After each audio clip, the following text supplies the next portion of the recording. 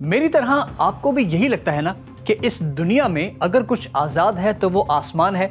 मिसाल के तौर पर हमारी एयर स्पेस, जिसमें हजारों जहाज उड़ते फिरते हैं, कोई कहीं से आ रहा होता है तो कोई कहीं जा रहा होता है।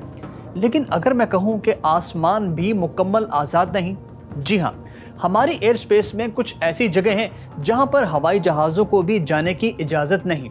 लेकिन कुछ स्पॉट्स ऐसे भी हैं जहाँ पायलट खुद ही नहीं जाना चाहते। अब आप पूछेंगे कि ऐसा क्यों? तो इसी सवाल का जवाब देने के लिए तो मैं हाजिर हुआ हूँ।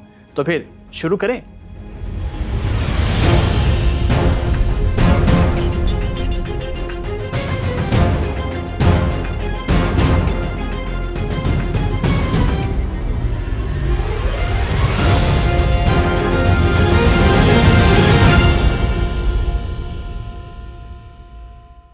सबसे पहले चलते हैं मक्का मुकरमा। मस्जिद अल हराम या खाना काबा इस दुनिया की सबसे एहतराम वाली जगह है। सभी जानते हैं कि पूरी दुनिया में ये मुसलमानों की सबसे बड़ी इबादत गाह है और कुदरत देखिए, ये दुनिया का मरकज है, यानी सेंटर है।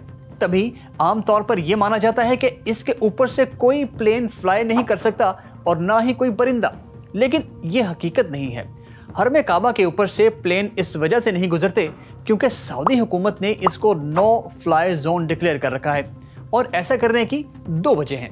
पहली है सिक्योरिटी, क्योंकि हरम में हर वक्त लाखों मुसलमान मौजूद रहते हैं, तो किसी भी किस्म के नुकसान से बचने की एहतियात के तौर पर ऐसा किया गया है। दूसरी वजह है मक्का मुकरमा की लोकेशन। इसके चारों अतराफ पहाड़ हैं, तो इसके ऊपर से प्लेन जब गुजरेगा तो उसके इंजन का शोर इको होने की वजह से दुगना तिगना हो जाएगा, जो कि हाजियों और नमाजियों को डिस्टर्ब कर सकता है। इसीलिए मक्का मुकरमा में कोई एयरपोर्ट भी नहीं है, क्योंकि प्लेन जब टेक ऑफ और लैंडिंग के वक्त कम एल्टीट्यूड पर होते हैं तो शोर का बायस बनते हैं। अगला नो फ्लाई जोन है एरिया 51।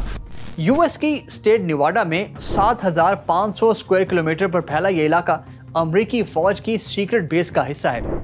ये एक तरह से मुतनाज़ इलाका है, क्योंकि दुनिया का मानना है कि अमेरिकन मिलिट्री यहाँ सीक्रेट हथियारों और यूएफओस पर रिसर्च कर रही है।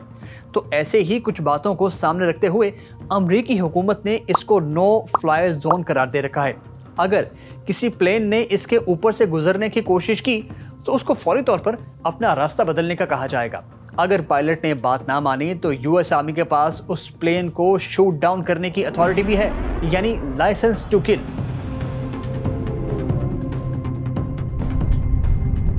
नेक्स्ट है नॉर्थ कोरिया। इसकी एयर स्पेस सबसे खतरनाक है, क्योंकि नॉर्थ कोरियन मिलिट्री बगैर बताए मिसाइल्स का तजुर्बा कर देती है। वैसे तो कई दिन पहले मिसाइल के टेस्ट के ऐलानात कर दिए जाते हैं।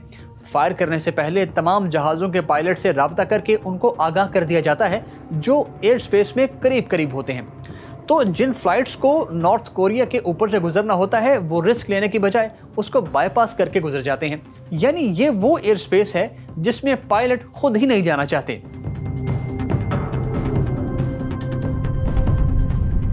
अब आते हैं तिब्बतन प्लेटू पर। ये एरिया 25 लाख स्क्वायर किलोमीटर पर फैला हुआ है, जिसको 9 ममालिक शेयर करते हैं। देखा जाए तो ये बहुत ही अहम फिजाई रूट है, जो कि चाइना को यूरोप और मिडल ईस्ट से सीधा कनेक्ट कर सकता है। लेकिन पायलट्स इस पूरे एरिया को बाईपास कर जाते हैं। वजह यहाँ पाए जाने वाले ऊंचे पहाड़ी सिलसिले हैं, जो चाइना से शुरू होकर नेपाल, भूटान से होते हुए अफगानिस्तान तक जाते हैं। यहाँ पहाड़ों की एवरेज ऊंचाई 14,000 फीट है। कमर्शियल प्लेन आमतौर पर 35,000 फीट तक उड़ते हैं, तो मतलब प्लेन उन पहाड़ों से काफ़ी ऊपर रहते हैं। लेकिन किसी इमरजेंसी की सूरत में, जैसे कि कैबिन प्रेशर का कम हो जाना या इंजन का किसी वजह से फेल हो जाना, तो पायलट के पास सिर्फ 20 मिनट होते हैं प्लेन को 10,000 फीट के एल्टीट्यूड पर लाने के लिए। लेकिन तिब्बतन प्लेटू की एवरेज ऊंचाई ही 14,000 है, तो पायलट के लिए 10,000 फीट एल्टीट्यूड पर आना मुमकिन नहीं होता। फिर जितने भी वोल्केनोज हैं उन पर से पायलट फ्लाई नहीं करते, क्योंकि वोल्केनो से निकलने वाला धुआं और ऐश बहुत ज्यादा खतरनाक होता है। वोल्केनो से निकलने वाला ऐश क्लाउड प्लेन की विंडशील्ड को भी तोड़ सकता है और इंजन को भी नुकसान पहुंचा सकता है। इसीलिए पायलट्स किसी भी वोल्केनो के ऊपर से फ्लाई करने से बाज ही रहते हैं। तो आप बताइए फिर कैसी लगी आपको ये वीडियो, हमें कमेंट्स कीजिएगा।